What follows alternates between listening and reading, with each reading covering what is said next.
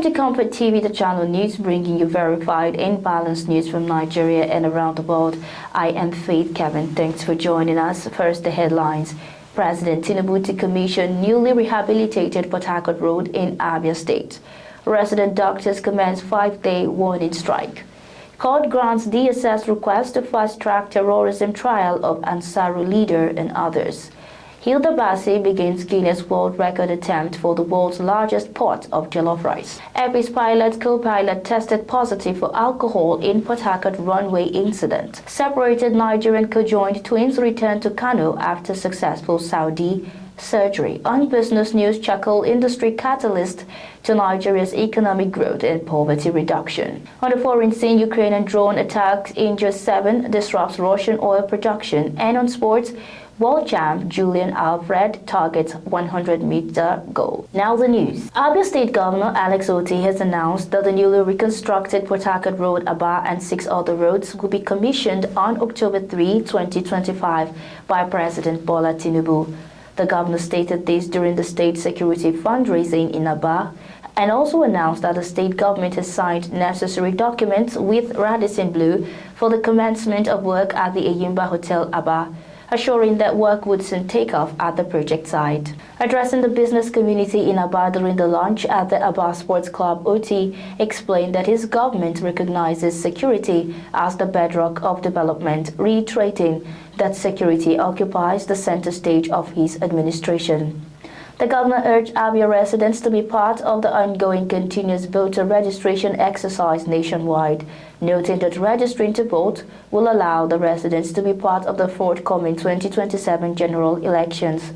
He urged the people to go the extra mile that their households within voting age are registered, including encouraging those around them to exercise the civic right of registering to vote. The Nigerian Association of Resident Doctors (NARD) on Friday, September 12, began a 5-day nationwide warning strike after the federal government allegedly failed to meet its demands for unpaid allowances, salary arrears, and other outstanding welfare issues. The association announced the industrial action in a statement titled Declaration of Strike Action, signed by its Secretary General Oluwashola Odumbaku, saying the strike commenced at 8 a.m. It directed all center leaders to guide their members to down tools accordingly. According to reports, the strike is the culmination of months of warnings and missed deadlines. The association first issued a 21-day ultimatum in July 2025 over unpaid entitlements, including the 2025 Medical Residency Training Fund (MRTF), 5 months of salary arrears from the revised Consolidated Medical Salary Structure (CONMES), outstanding specialist and hazard allowances, and the 2024 accoutrement allowance.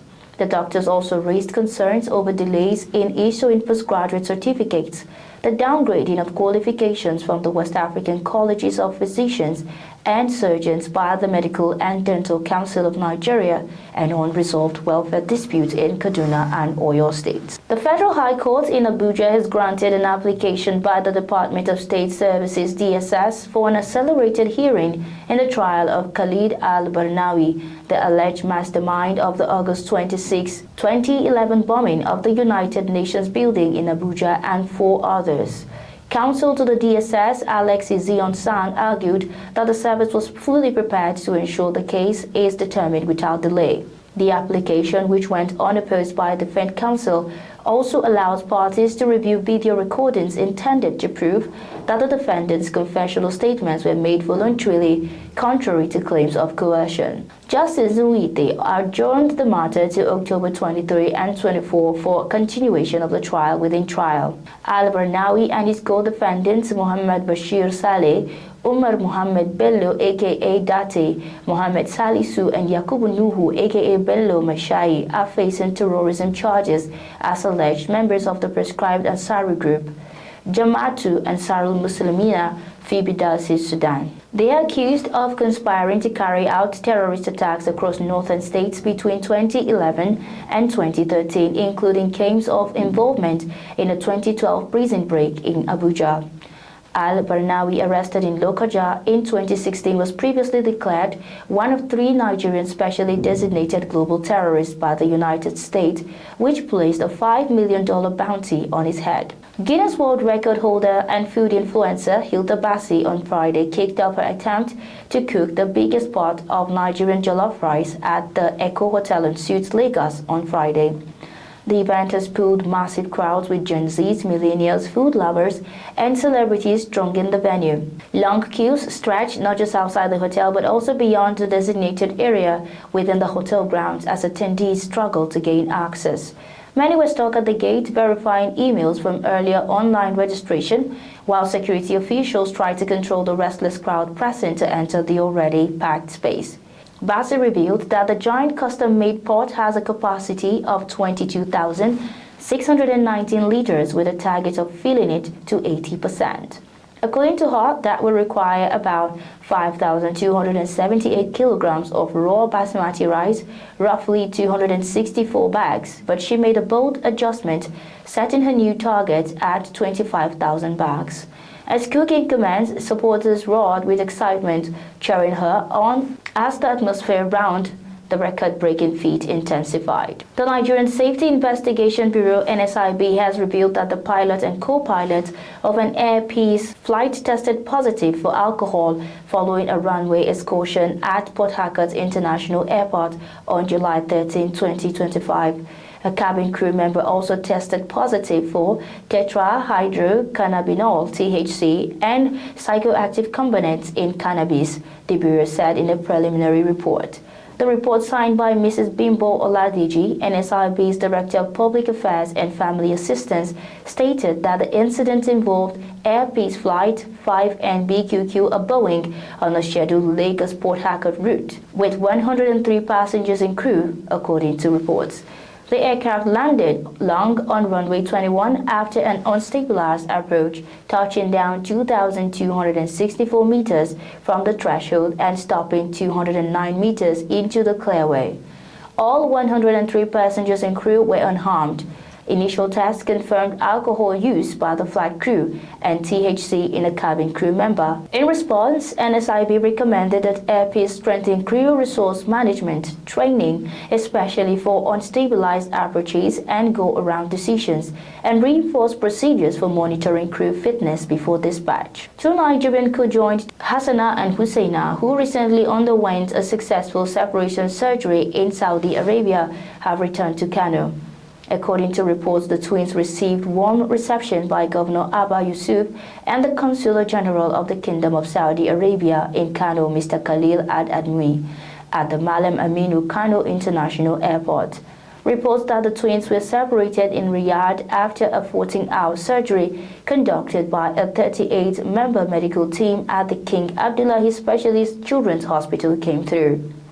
The complex operation was carried out in 9 stages, involving specialists in pediatric surgery, neurosurgery, orthopedics, urology, anesthesia, and plastic surgery. The Consular General of the Kingdom of Saudi Arabia in Kano welcomed the family and said the successful operations reflected Saudi Arabia's commitment to humanitarian services. The separation of Hassana and Husseina brought the number of successful operations under the Saudi Siamese twin separation program to 65. ComfortTV.channel's news returns shortly with business, foreign, and sports news.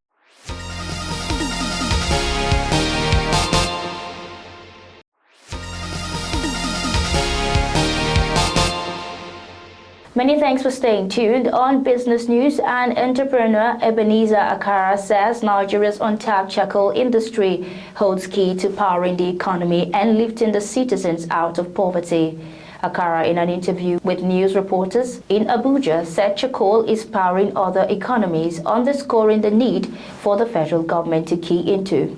According to him, the global charcoal industry is estimated at $2 billion paradoxically, and it's on the back burner of the Nigeria's economic policies.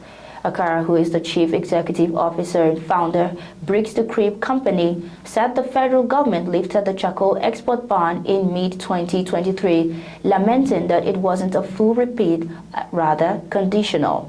He said the Nigerian Customs Service NIS Circular No. 8 mandated that all charcoal exports must now carry approval letters from the Ministry of Finance, an indication from forest officers at ports.